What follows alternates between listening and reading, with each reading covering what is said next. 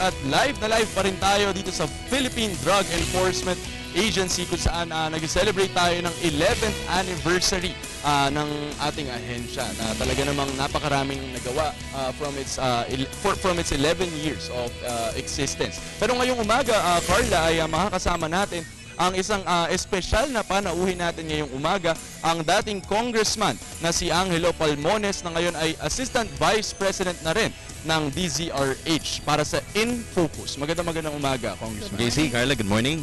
Magandang umaga ho sa lahat ng mga sumusubaybay sa PTV4.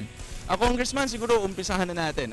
Kamusta naman kayo ngayon after ng elections? I'm back to being an earning individual because for the past 3 years na nasa kongreso ko, sabi ng misis ko, jobless. So ngayon, sabi niya, magtrabaho ka na uli at nang sa gayon, kumita ka at nang may pang-suporta sa pamilya at hindi mo pinamimigay yung pondo na dapat sa mga anak mo. Sir, can you tell us a bit more about your journey bago ka pumasok sa politics rin? I was with ABS-CBN for a while. Mahigit isang dekada ako doon sa ABS-CBN and I was running the news organization ng radyo. So I was a radio man way back from college. After graduation, yun yung pinurso kong karir.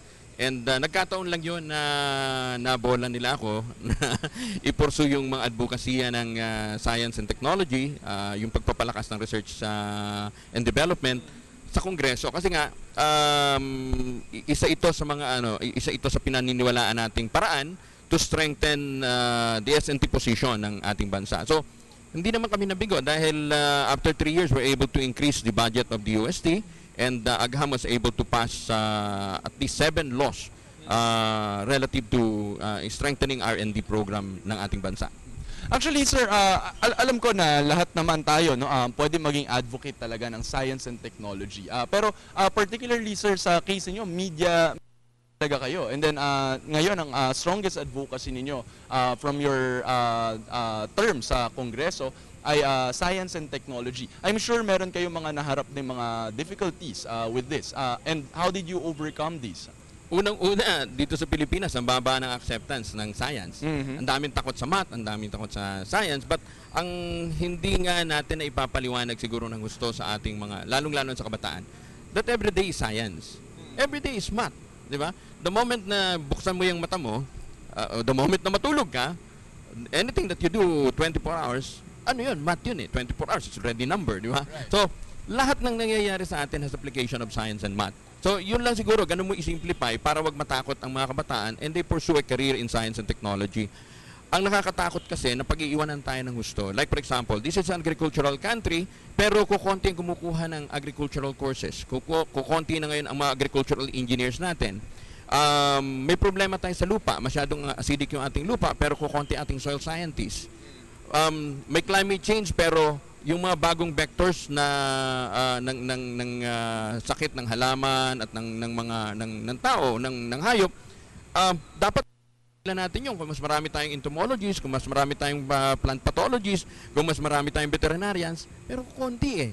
So, yun yung gusto nating palakasin, yun yung gusto nating i-champion. And in Congress siguro ang pwede naming ipagmalaki is that Agham was able to start the BS Meteorology program.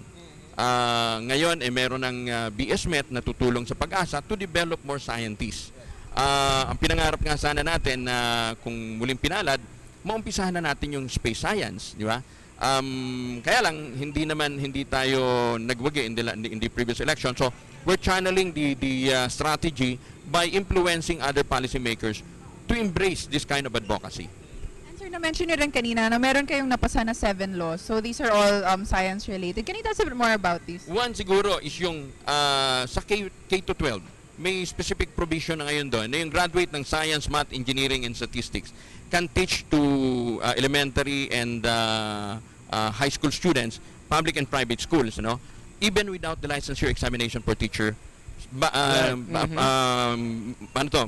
within the next 5 years ng pagtuturo nila. Bakit kailangan yon? So that we will bridge the gap ng passionate science and math. Hindi ko sinasabing magagaling yung mga science and math teachers natin ngayon, pero ito kasing asignatura nito would require passion eh. Hindi ito katulad ng ibang subjects na pwedeng ituro lang ng isang graduate ng BE-Ed o ng BSE-Ed, di ba? Ang science and math would require really more focus. Okay? So this time, yung mga graduate ng math, yung mga graduate ng engineering, pwede silang magturo ng walang barrier, walang handicap, walang humahadlang kasi wala silang LET. Hindi sila nakapasa ng licensure examination for teachers eh. So, ngayon po pwede na yan. Right. Under K+12 law. So, ma-address natin yung gap. For 5 years, Congressman. Within the next 5 years, if they want to stay longer, kinakailangan silang kumuha ng education units and take the LET. All right. Yun yung program. Number 2 siguro na pwede nating ipagmalaki, yung Philippine Health Research System Act. Marami tayong gustong i-develop na gamot. Problema natin yung clinical trial, masyadong mahal. Pangalawa, yung system wala. Paano ka kukuha ng volunteers? Yung pag-identify pa lang ng mga pasyente na po pwedeng mag-undergo ng ganong program, problema na. So, with the passage of that law, yung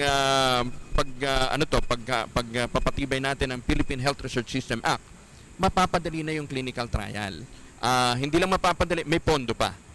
Dati kasi pondo at saka yung system ang problema. Ngayon, meron na. So, malaking tulong yan para makapag-develop tayo ng mas maraming pharmaceutical products na ang basic element na gagamitin ay galing sa Pilipinas. That will push research and development sa agriculture, sa health, sa maraming aspeto. Siguro just to be clear lang din, Congressman, no, sa ating mga tagapanood, yung clinical trial, ito yung pinagdadaanan ng mga gamot bago sila ilabas sa publiko. So kung wala nito, posibleng delikado. Hindi, at saka hindi papayagan ng FDA. Hindi papayagan. Hindi papayagan ng Food and Drug Administration at saka hindi siya magiging generally acceptable. Right. May standards na sinusunod kasi ang mga bansa, kaya kinakailangan talaga ang isang pharmaceutical product bago mo ibenta, dumaan sa clinical trial. Okay, and sir, I wish we had more time. Sana makabalik rin kayo sa Good Morning Boss. Sure. Pero meron po ba kayong final message para sa ating mga viewers?